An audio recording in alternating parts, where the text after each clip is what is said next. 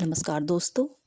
दोस्तों, जो लोग ये सोचते हैं कि पूजा पाठ करने से क्या होता है, नाम जाप करने से क्या होता है, भगवान के दर्शन करने से क्या होता है, ध्यान करने से क्या होता है, वो लोग ये छोटी सी कहानी जरा ध्यान से सुनिए।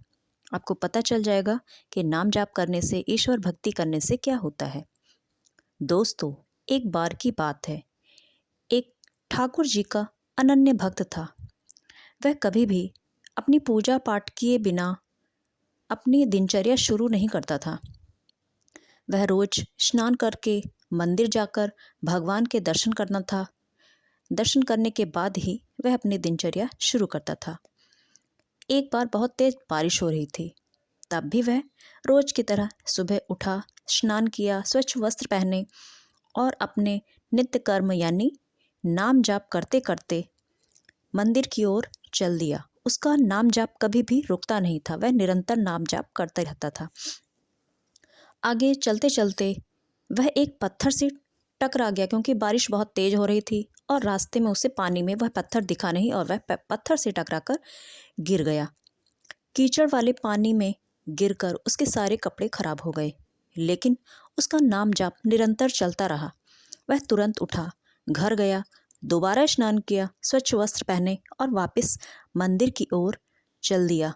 लेकिन चलते चलते जब वह दोबारा आया तो उसी जगह पर, उसी पत्थर से टकराकर वह तुरंत फिर से गिर गया और उसके सारे कपड़े फिर से गंदे हो गए।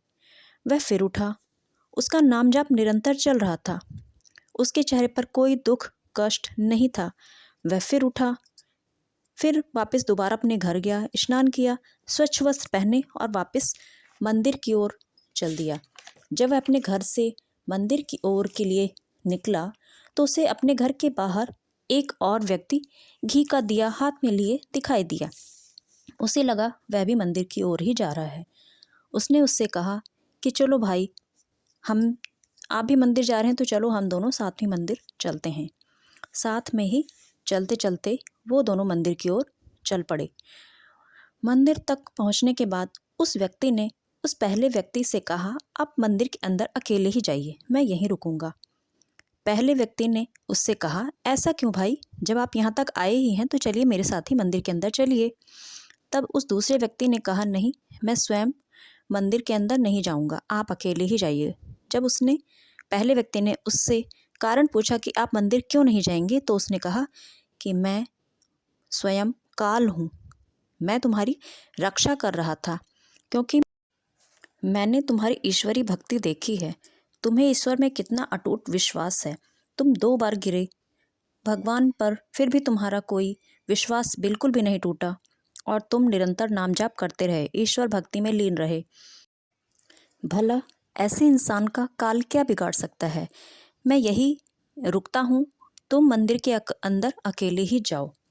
दोस्तों, आप निरंतर जब नाम जाप करते हैं तो आपके चारों ओर एक अदृश्य ईश्वरीय भक्ति का घेरा बन जाता है, जो आपको दिखाई तो नहीं देता, लेकिन वो आपकी हमेशा सुरक्षा करता रहता है। भगवान शिव, ठाकुर जी, माता रानी, जो भी नाम आपको प्रिय लगे उसका निरंतर जाप करते रहें। जब आप मंदिर जाते हैं, सत्संग करते हैं, पूजा पाठ करते हैं, भगवान से प्रेम करते हैं, तो भगवान पर आपका विश्वास और अटूट होता जाता है। और यकीन मानिए, हम जीवन के अनेकों कष्टों को, संकटों को अपने आप से स्वयं दूर कर लेते हैं और वे संकट हम तक पहुंच ही नहीं पाते हैं।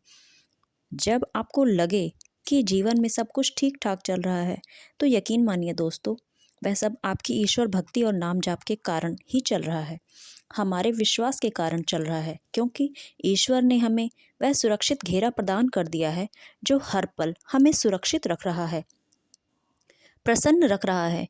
अगर आप भी ईश्वर के ऐसे ही सुरक्षा घेरे में रहना चाहते हैं तो आप भी मंदिर जाइए, पूजा पाठ करिए, नाम जाप करिए और ईश्वर में अटूट विश्वास रखिए। जब आप ईश्वर में अटूट विश्वास रखेंगे तो आपके साथ हर पल चमत्कार होगा। जय श्री राम।